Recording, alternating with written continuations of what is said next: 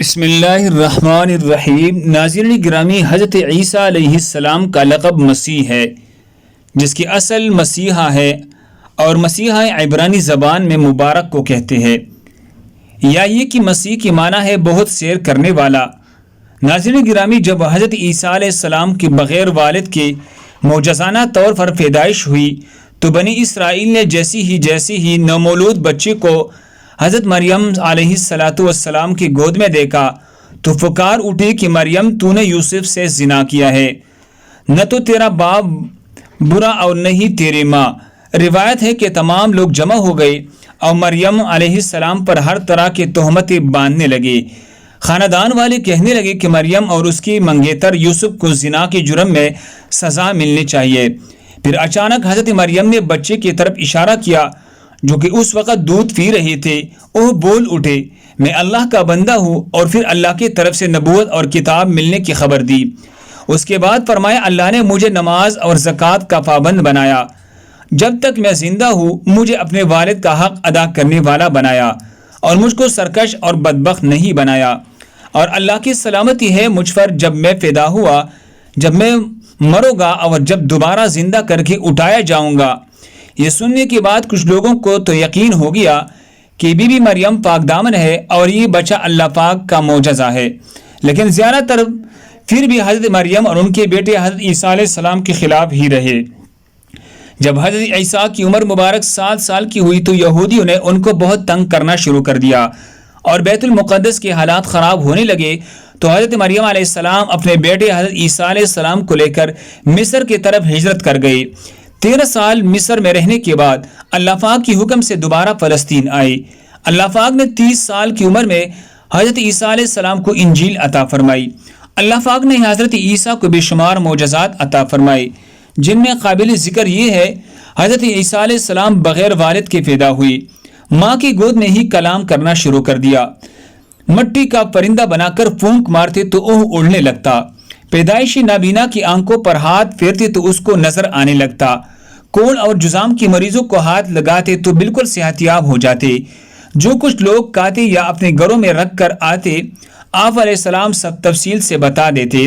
ان سب معجزات کے باوجود بنی اسرائیل کی اکثریت نے آپ کو جھٹلایا، اور صرف چند لوگ جن کی تعداد 12 بتائی جاتی ہے وہی آپ پر ایمان لائے، جن کو قرآن پاک میں حواریوں کے لقب سے پکارا گیا۔ اللہ تبارک و تعالیٰ کا ارشاد ہے، حضرت عیسیٰ علیہ السلام نے ان کا کفر محسوس کر لیا تو کہنے لگے، اللہ تعالیٰ کی راہ میں میری مدد کرنے والا کون کون ہے؟ حواریوں نے جواب دیا، ہم اللہ کی راہ میں مددگار ہیں، ہم اللہ تعالیٰ پر ایمان لائے، آپ گواہ رہے کہ ہم تابع دار ہیں۔ اس کے بعد تبلیغ کی غرض سے عیسیٰ علیہ السلام اپنے حواریوں کے ساتھ شام تشریف لے گئی۔ وہاں بھی بنی اسرائیل نے آپ کی بڑھ چڑھ کر مخالفت کی، ہر طرح سے آپ علیہ السلام کو اذیت ہی دی۔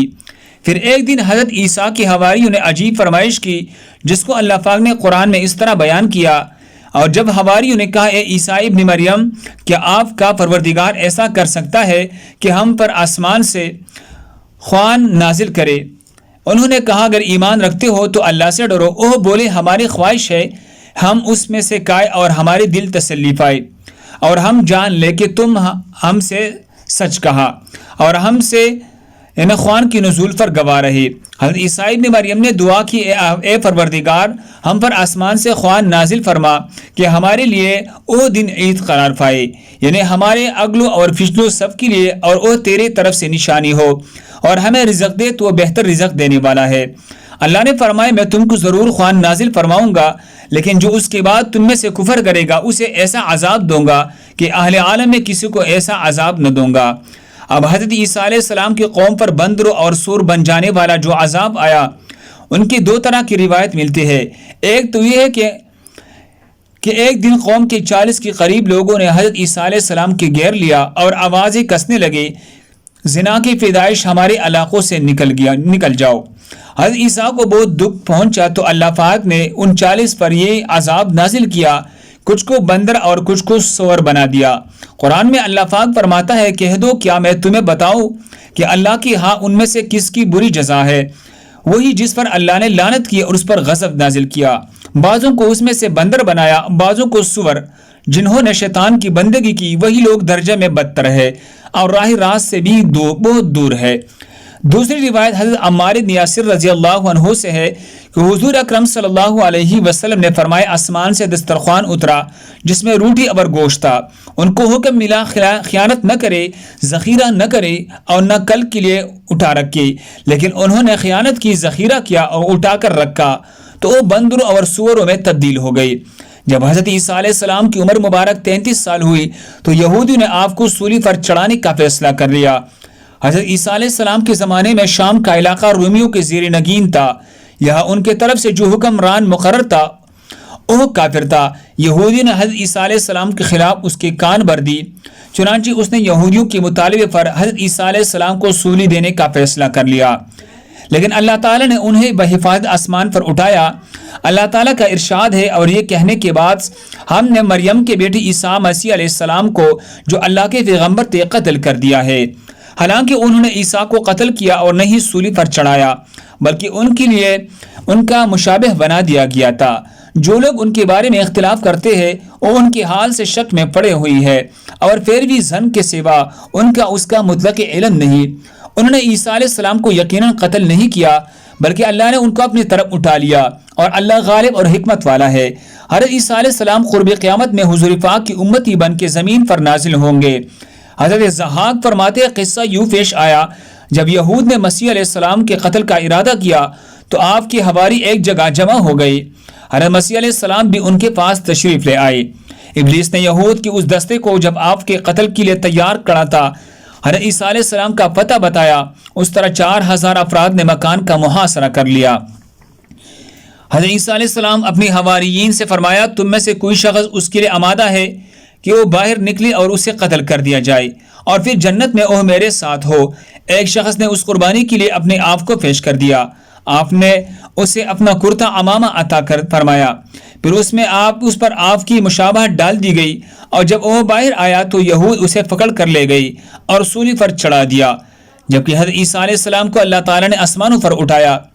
حضرت عیسیٰ ہی وہ نبی ہے جس کا ذکر قرآن پاک میں سب سے زیادہ بار آیا ہے۔